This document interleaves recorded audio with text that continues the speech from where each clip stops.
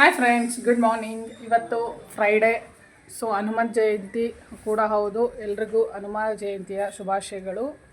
ಹೊರಗಡೆ ನೋಡಿದ್ರು ಫುಲ್ಲು ಚಳಿ, ಮಳೆ ಬರ್ತಾ ಇದೆ. ಸೊ ಬಾಗಿಲು ತೊಳೆದು ರಂಗೋಲಿ ಬಿಟ್ಟಿದೆ, ಎಲ್ಲ ಪೂರ್ತಿ ಹಾಳಾಗ್ತಾ ಇದೆ. ಜೋರಾಗಿ ಏನು ಮಳೆ ಬರ್ತಾ ಇಲ್ಲ, ಬಟ್ ಅಂದರೂ ಕೂಡ ಹನಿ ಬರ್ತಾನೆ ಇದೆ. ಮಳೆ ಬರ್ತಿರೋದ್ರಿಂದ ಸೋಲಾರ್ ನೀರು ಕೂಡ ಎಲ್ಲ, ಸೊ ಹಾಗಾಗಿ ಒಲೆವರಿ ಮಾಡೋಣ ಅಂತೇಳಿ ಒಲೆವರಿ ಮಾಡಿ, ಇನ್ನು ತಿಂಡಿಗೆ ದೋಸೆ ಇಟ್ಟು ನೆನ್ನೆನೇ ಎಲ್ಲ ರುಬ್ಬಿ ರೆಡಿ ಮಾಡಿ ಇಟ್ಕೊಂಡಿದ್ದು. ನೆನ್ನೆನೂ ಕೂಡ ಮಳೆ ಇತ್ತು, ಬಟ್ ಇವತ್ತು ಇನ್ನೂ ಜಾಸ್ತಿನೇ ಆಗಿದೆ. ಇನ್ನು ದೋಸೆಗೆ ನಿನ್ನೆ ಹಸಿ ಕಾಳು ಸಾರು ಮಾಡಿದ್ವಿ, ಅದೇ ಸಾರಲ್ಲಿ ದೋಸೆನ ತಿನ್ನೋಣ ಅಂತೇಳಿ ಮಾಡ್ತಾಯಿದ್ದೀನಿ. ಇನ್ನು ಬೇರೆ ಏನು ಬೇಡ ಜೊತೆಗೆ ಅಂತೇಳಿ ಬಿಸಿ ಬಿಸಿ ದೋಸೆಗೆ ಕಾಳು ಸಾರು. ಇನ್ನು ಆಫೀಸ್ಗೆ ಹೋಗೋ ಮೂಡಿಲ್ಲ, ನೋಡೋಣ. ಏನಾದರೂ ಬರಲೇಬೇಕು ಅಂದರೆ ಮಾತ್ರ ಆಫೀಸ್ಗೆ ಹೋಗೋದು, ಇಲ್ಲಾಂದರೆ ಯಾವುದೇ ಕಾರಣಕ್ಕೂ ಹೋಗೋದಿಲ್ಲ. ಇನ್ನು ದೇವಸ್ಥಾನದಲ್ಲಿ ಇವತ್ತಂತೂ ಒಳ್ಳೆ ಪೂಜೆ, ಮಧ್ಯಾಹ್ನ ಆಂಜನೇಯ ದೇವಸ್ಥಾನದಲ್ಲಿ ಒಳ್ಳೆ ಊಟ ಕೂಡ ಹಾಕ್ತಾರೆ. ಒಳ್ಳೆ ಪೂಜೆಗಳು ನಡೀತಾ ಇದೆ ಆಲ್ರೆಡಿ.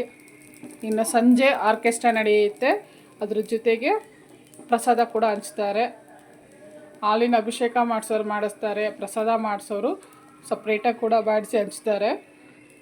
ಇವತ್ತೆಲ್ಲ ಕಡೆ ಹನುಮ ಜಯಂತಿ ಪ್ರಯುಕ್ತ ಒಳ್ಳೊಳ್ಳೆ ಪೂಜೆಗಳು ನಡೀತಾ ಇದೆ.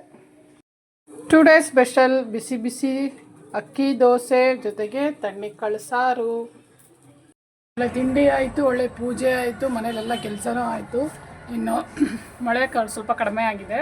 ಸೊ ಈಗಲೇ ಸ್ವಲ್ಪ ಆಫೀಸ್ಗೆ ಹೋದರೆ ಬೆಸ್ಟು, ಇಲ್ಲ ಅಂದರೆ ಮಳೆ ಜೋರಾಗಿ ಬಂದರೆ ಕಷ್ಟ. ಸೊ ಆಫೀಸ್ಗೆ ಹೊರಟಿದ್ದೀನಿ. ಇದು ನಮ್ಮನೆ ಹತ್ರ ಇರುವಂತಹ ಆಂಜನೇಯ ಸ್ವಾಮಿ ಟೆಂಪಲ್ಲು. ಸೊ 83ನೇ ವರ್ಷದ ಶ್ರೀ ಹನುಮ ಜಯಂತಿ ಮಹೋತ್ಸವ ಪ್ರೋಗ್ರಾಮ್ ನಡೀತಾ ಇದೆ. ಹೋಮ ಎಲ್ಲ ನಡೀತಾ ಇದೆ, ಪೂಜೆ ನಡೀತಾ ಇದೆ. ಇವಾಗ ದೇವಸ್ಥಾನಕ್ಕೆ ಹೋಗೋಕ್ಕೆ ಟೈಮ್ ಇಲ್ಲ, ಸೊ ಸಂಜೆ ಹೋಗ್ತೀನಿ. ಇವತ್ತು ಹನುಮ ಜಯಂತಿ ಶುಕ್ರವಾರನೂ ಹೌದು. ಪೂಜೆಗೆ ಕಳ್ಳೆಪುರಿ, ಖಾರ, ಹೂವು ಮತ್ತು ಕರ್ಪೂರ ತಗೋಬೇಕಿತ್ತು.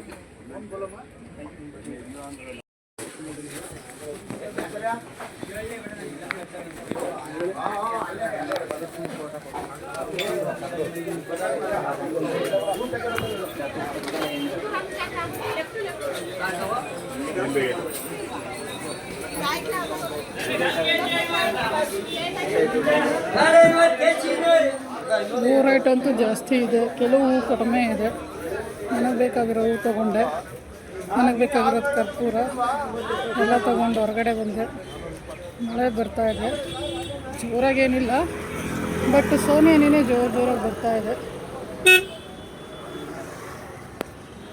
ಬೆಳಗ್ಗೆಯಿಂದನೂ ಹೀಗೆ ಇದೆ, ಇನ್ನೂ ಕಡಿಮೆನೇ ಆಗಿಲ್ಲ. ಇನ್ನು 3 ದಿನ ಹೀಗೆ ಅಂತ ಹೇಳ್ತಾ ಇದ್ದು. ನಿನ್ನೆನೂ ಹೀಗೆ ಇತ್ತು, ಇವತ್ತು ಹೀಗೆ ಇದೆ. ಇನ್ನು ನಾಳೆ ನೋಡಬೇಕು. ಆಫೀಸಲ್ಲಿ ಎಲ್ಲ ಪೂಜೆ ಎಲ್ಲ ಮುಗಿಸಿದ್ದಾಯಿತು. ಇನ್ನು ಸಿಂಪಲಾಗಿ ಒಂದು ಮೀಟಿಂಗ್ ಇದೆ ಅಂತ ಹೇಳಿದ್ರು. ಹಾಗಾಗಿ ಈ ಸಲ ಮೀಟಿಂಗು 2nd ಫ್ಲೋರಲ್ಲಿ ಮಾಡ್ತಾ ಇದ್ದಾರೆ. ಕಡಿಮೆ ಜನ, ಜೊತೆಗೆ ಕೆಳಗಡೆ ಟ್ರೈನಿಂಗ್ ನಡೀತಾ ಇತ್ತು ಅಂತೇಳಿ. ಇನ್ನು ಮೀಟಿಂಗಲ್ಲಿ ಕಾಫಿ ಟೀ ಜೊತೆಗೆ ಈ ಸಲ ಕಚೋರಿ ತರಿಸಿದ್ದಾರೆ. ಕಚೋರಿ ತುಂಬಾ ಚೆನ್ನಾಗಿರುತ್ತೆ ಇಲ್ಲಿ. ಸೊ ಲಾಸ್ಟ್ ಟೈಮ್ ಸಮೋಸ ತರಿಸಿದ್ರು, ಅದು ಕೂಡ ತುಂಬಾ ಚೆನ್ನಾಗಿತ್ತು. ಈ ಟೈಮ್ ಕಚೋರಿ ಸಖತ್ತಾಗಿತ್ತು. ಇನ್ನು ಸಿಂಪಲಾಗಿ ಮೀಟಿಂಗ್ ಮುಗಿಸ್ಕೊಂಡು ಕೆಳಗಡೆ ಬಂದ್ವಿ. ಇನ್ನು ಟ್ರೈನಿಂಗ್ ಎಲ್ಲ ಅಟೆಂಡ್ ಮಾಡೋರು ಇನ್ನೂ ಮಾಡ್ತಾನೆ ಇದ್ರು, ಇನ್ನೂ ಮುಗ್ದಿರಲಿಲ್ಲ. ಇನ್ನು ವೆಜ್ಜಿನವ್ರಿಗೆ ಊಟಕ್ಕೆ ಚಪಾತಿ, ಕೋಸು ಪಲ್ಯ, ಚಟ್ನಿ, ಅನ್ನ, ಏನು ಸಾರು, ಬಸ್ಸಾರು, ಸೊಪ್ಪು ಸಾರು, ಮಜ್ಜಿಗೆ, ತಿಳಿ ಸಾರು, ಉಪ್ಪಿನಕಾಯಿ, ರಸಮ್ ಕೊಟ್ಟವರೆಲ್ಲ ಇಲ್ಲೇ ಊಟನ ತರಿಸಿದ್ರು. ಇನ್ನು ನಾನು ಹನುಮ ಜಯಂತಿ ಆದ್ದರಿಂದ ಸೊ ಮಾರ್ಕೆಟ್ಗೆ ಹೋಗಿ ಹೂ ಬೇಕು ಮತ್ತು ತರಕಾರಿ ಬೇಕು ಅಂತ ಕೇಳಿದರು. ಸರಿ ಅಂಥೇಳಿ ಮಾರ್ಕೆಟ್ಗೆ ಹೋಗೋಣ ಅಂಥೇಳಿ ಎಲ್ಲ ಮೀಟಿಂಗ್ಸು ಎಲ್ಲ ನನ್ನ ಕೆಲಸ ಎಲ್ಲ ಮುಗಿಸ್ಕೊಂಡು ಮಾರ್ಕೆಟಿಗೆ ಬಂದೆ. ಮಾರ್ಕೆಟಲ್ಲಂತೂ ಎಲ್ಲ ಥರ ತರಕಾರಿ ಆಗಿ ತುಂಬಾ ಚೆನ್ನಾಗಿತ್ತು. ಈ ಸೀಸನಲ್ಲಿ ತರಕಾರಿಗಿಂತ ಎಲ್ಲರೂ ಹಸಿ ಕಾಳು ಟೊಮೊಟೊ ಇಷ್ಟಪಡ್ತಾರೆ. ಅವರೆಕಾಳಾಗಿರ್ಬೋದು, ತೊಗರಿ ಕಾಳಾಗಿರ್ಬೋದು, ಹಸಿ ತೊಗರಿಕಾಳನ್ನ ತುಂಬಾ ಇಷ್ಟಪಟ್ಟು ತಿಂತಾರೆ. ಅದ್ರ ಜೊತೆಗೆ ಇನ್ನು ಸೊಪ್ಪು ಚೆನ್ನಾಗಿ ಇಷ್ಟಪಟ್ಟು ತಿಂತಾಯಿದ್ದು. ಇನ್ನು ತರಕಾರಿ ಅಂತೂ ಕಡಿಮೆನೇ. ಇನ್ನು ಅದ್ರ ಜೊತೆಗೆ ಟೊಮೊಟೊ, ಈರುಳ್ಳಿ. ಟೊಮೊಟೊ ಬೆಲೆ ಲಾಸ್ಟ್ ಟೈಮಿಗಿಂತ ಸ್ವಲ್ಪ ಕಡಿಮೆ ಇದೆ, ಬಟ್ ಎಲ್ಲ ಚೆನ್ನಾಗಿದೆ. ಇನ್ನು ಎಲ್ಲ ತರಕಾರಿಗಳನ್ನ ಬೇಕಾಗಿರೋದೆಲ್ಲ ತೊಗೊಂಡು ಸೊ ಮನೆಗೆ ಬರೋಣ ಅಂತ ಬರ್ತಿದ್ದೆ. ಅಷ್ಟರಲ್ಲಿ ನನ್ನ ಮಗಳು ಸೊ ಗೋಬಿ ಇಲ್ಲ ನೂಡಲ್ಸ್ ಬೇಕು ಅಂದ್ಲು. ಸೊ ಇಲ್ಲೇ ಮಹಾಲಕ್ಷ್ಮಿ ಸ್ವೀಟ್ಸ್ ಎದುರುಗಡೆ ಇಲ್ಲಿ ನೂಡಲ್ಸು ಚೆನ್ನಾಗಿರುತ್ತೆ, ಗೋಬಿ ಚೆನ್ನಾಗಿರುತ್ತೆ, ಎಗ್ ಗೋಬಿ ಮತ್ತು ವೆಜ್ ನೂಡಲ್ಸು. ಬಟ್ ಇವತ್ತು ಹನುಮ ಜಯಂತಿ ಆದ್ದರಿಂದ ಓನ್ಲಿ ವೆಜ್ಜು. ಸರಿ ಅಂತೇಳಿ ನಾನು ನನ್ನ ಮಗಳು ವೆಜ್ ಗೋಬಿ, ವೆಜ್ ನೂಡಲ್ಸ್ನ ಆರ್ಡ್ರ್ ಮಾಡಿದ್ವಿ.